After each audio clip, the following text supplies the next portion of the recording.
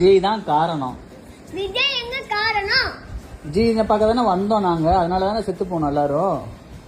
அவர் விஜய் படிச்சு சொன்னாருல்ல, இந்த மாதிரி வராதீங்க, வயசானவங்க வராதீங்க, எல்லாரும் வராதீங்க சொன்னாங்களே.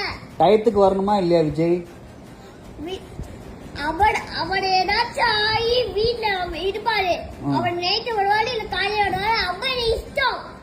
அவர் இஷ்டத்துக்கு எப்ப வேணாலும் வருவாரு. சரி, நீங்க எதுக்கு அது பேசணும்? இப்ப விஜய் பார்க்க வந்தாலும் பாவம் சின்ன குழந்தை எல்லாமே செத்து போச்சுல. அதே மாதிரி நான் சொல்றேன், நீங்க எதுக்கு வந்தீங்க? அவர்தான் படிச்சு சொன்னார்ல. என்ன சொன்னாரு? இந்த மாதிரி வயசானவங்களா வராதீங்க, ஒரு வயசு குழந்தைங்களா வராதீங்க சொன்னார்ல, படிச்சு. ஆமா சொன்னார்ல, அப்ப நீங்க எதுக்கு கேட்காம வந்தீங்க? அதுதான் பிரச்சனை.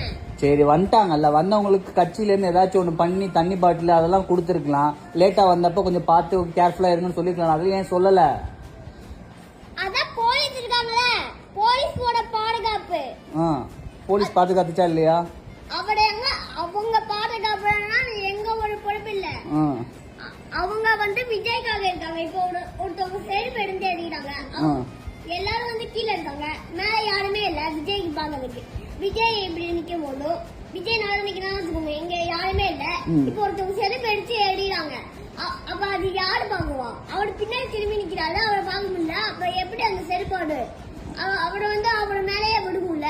அதேனாலதான் 2 பேர் இருந்தாங்க, கீழே படிச்சிருந்தாங்க. அது ஒரு போலீஸோட பாதுகாப்பு. போலீஸ் மேல தப்பா? போலீஸ் மேல தப்பு, விஜய் மேல தப்பு இல்ல. போலீஸ் மேலே உங்க மேலேயே தப்பு. அவர் சொன்னார்ல, நீங்க அவர் சொன்னாலும் நீங்க வரீங்களே, அது உங்களோட பாதுகாப்புச்சா? இப்ப விஜய் கேர்ஃபுல்லா இருக்கணும்னு சொன்னாரு, நம்ம தான் கேட்கலையா? ஆமா, நீங்க தான் கேட்கல.